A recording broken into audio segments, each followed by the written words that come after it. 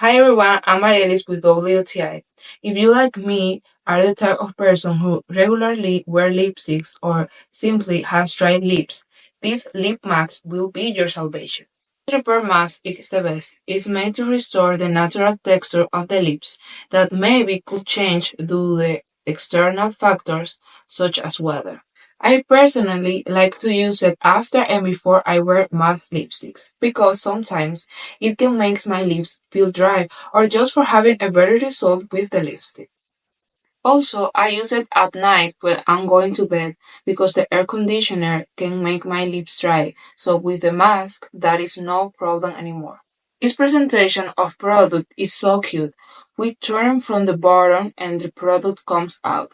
It is not necessary to do it twice because it takes out more than enough. Also, the consistency is heavy, so a little is fine. You have to be careful not to take out of too much because we cannot put the product back in. I hope you enjoy it as much as I do. And that's my point of view.